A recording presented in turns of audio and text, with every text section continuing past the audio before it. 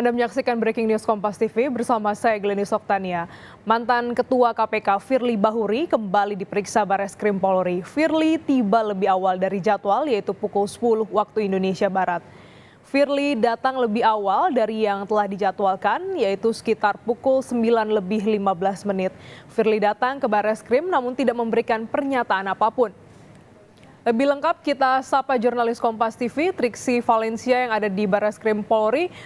Triksi, bisa Anda ceritakan bagaimana kedatangan Firly Bahuri tadi?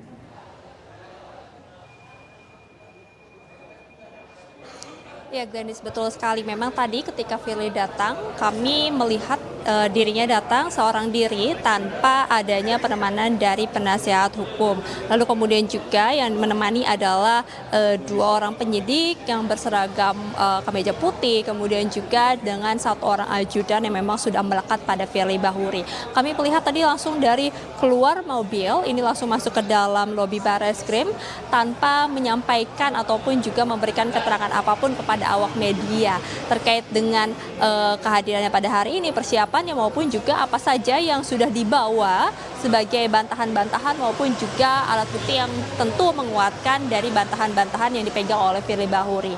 Terkait dengan penasihat hukumnya juga kami tadi mencoba menghubungi beberapa kali apakah memang sudah hadir di tempat ini, namun belum ada keterangan yang disampaikan dari penasihat hukum Firly Bahuri yakni Ian Iskandar maupun juga membalas apakah memang sudah tiba di gedung Bareskrim Mabes Polri.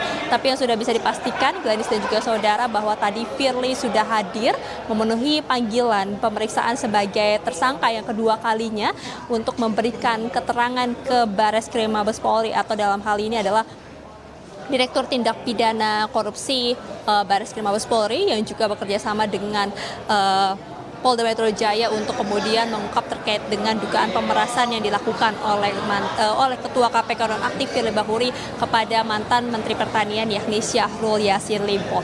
Jadi kalau saat ini kita melihat kedatangan Firly yang sudah hadir sekitar pukul 9:13 langsung naik ke atas untuk melakukan pemeriksaan dan kita akan nantikan Glenis dan juga saudara apakah juga pemeriksaan pada hari ini yakni pemeriksaan kedua setelah dirinya ditetapkan sebagai tersangka menjadi pemeriksaan yang panjang juga. Kalau kita melihat pada pemeriksaan pertama setelah dirinya ditetapkan sebagai tersangka setidaknya pemeriksaan dilakukan selama kurang lebih 10 jam. Ada 40 pertanyaan yang dilontarkan untuk kemudian melengkapi, menguatkan konstruksi dari hukum maupun juga dari bukti-bukti yang sudah dikumpulkan, termasuk juga dari keterangan saksi-saksi yang sudah dikumpulkan, baik dari saksi-saksi yang memang melihat secara langsung maupun juga yang berkaitan, termasuk juga dari keterangan para ahli. Setidaknya ada lebih dari 90 keterangan yang sudah dimintai atau dikantongi oleh pihak penyidik dan tentu ini juga digabungkan dengan keterangan-keterangan yang disampaikan oleh Syahrul Yassin Limpo maupun juga dari Firly Bahuri sendiri. Nah, kalau kita melihat Glenis dan juga saudara dari pemeriksaan pertama pada saat 1 Desember kemarin, pemeriksaan perdana pada saat Firly sudah ditetapkan sebagai tersangka. Memang setelah pemeriksaan dirinya keluar menyampaikan beberapa keterangan. Yang pertama tentu menyampaikan bahwa akan menaati hukum, kemudian juga akan melihat bagaimana hukum berjalan secara adil.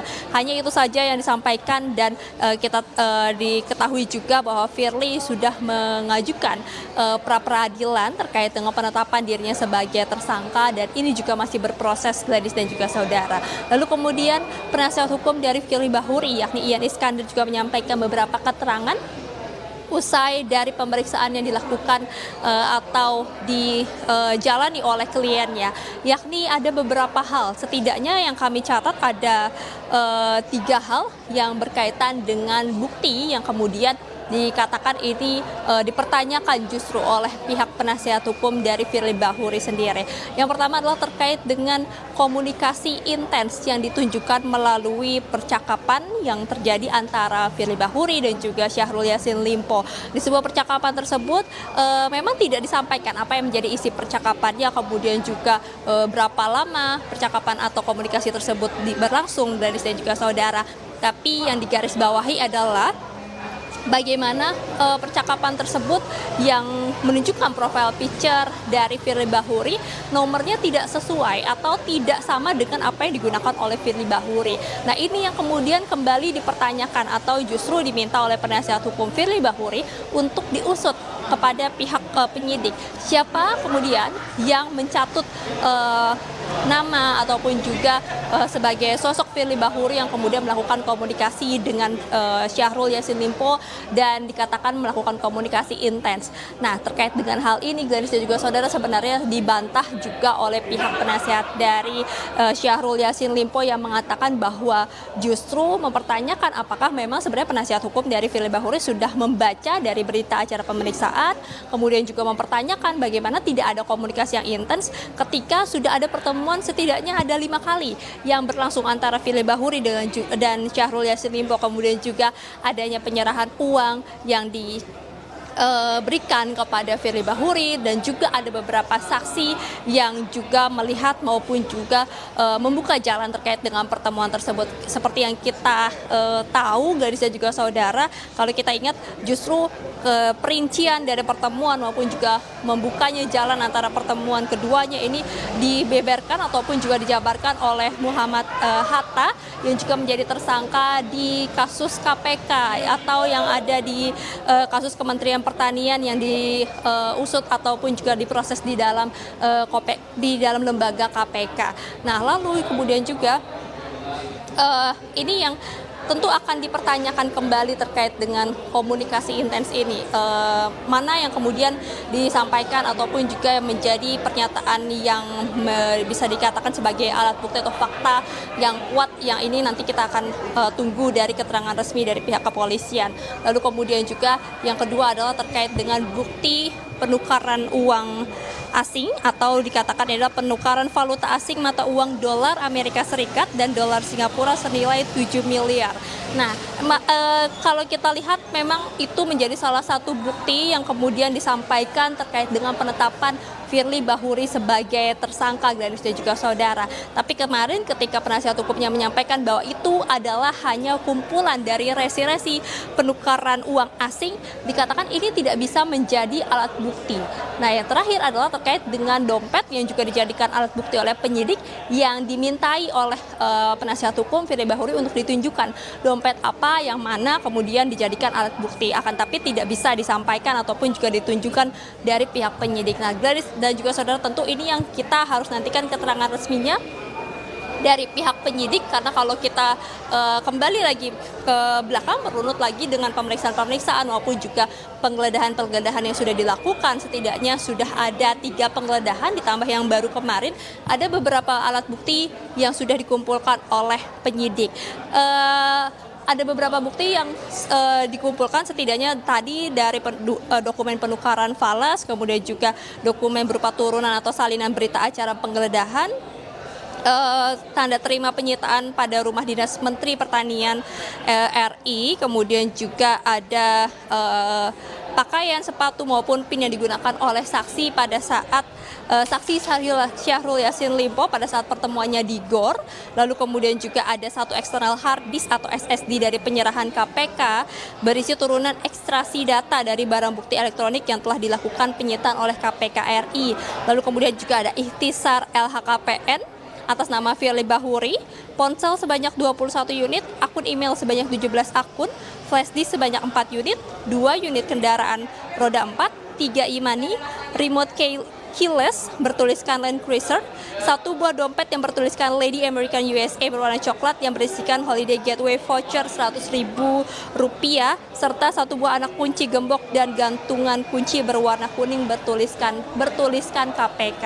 Nah, terkait dengan pemeriksaan pada hari ini, Gladys dan juga saudara, apakah ada kemungkinan alat-alat bukti baru lagi yang ditambahkan? Karena kalau kita melihat kemarin baru saja penyidik Polda Metro Jaya ini juga melakukan penggeledahan di salah satu rumah ataupun juga kediaman milik Firly Bahuri yang ada di Dharma Wangsa, Jakarta Selatan.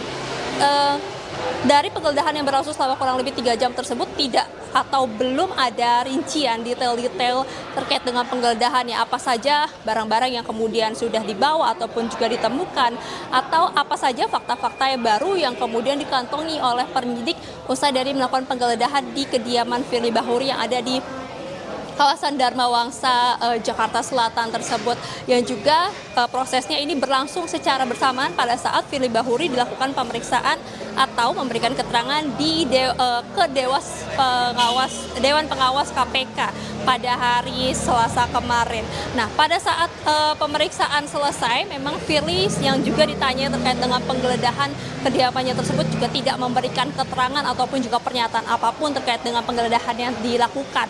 Dan kalau kita ingat, terhadap 2 rumah atau kediaman yang sudah dilakukan penggeledahan seperti di Bekasi dan juga di Kertanegara, ini juga sudah dilakukan maksud kami ini juga sudah ada beberapa barang yang kemudian dibawa oleh penyidik.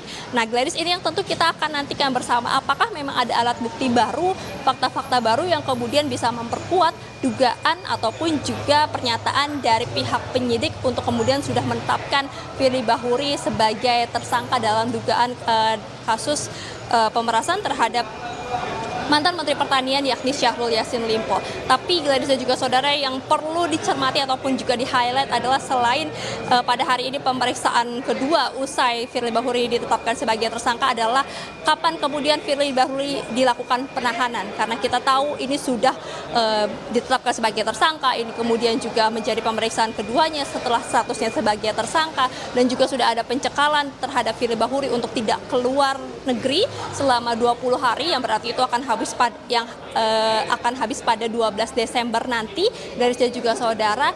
Nah, ini yang tentu kita akan nantikan bersama, bagaimana keterangan ataupun juga sikap dari pihak penyidik Barreskrim Mabes Polri maupun juga dari Polda Metro Jaya terkait dengan penahanan terhadap Ketua KPK nonaktif Firly Bahuri yang juga sudah ditetapkan sebagai tersangka sampai saat ini. Glenis.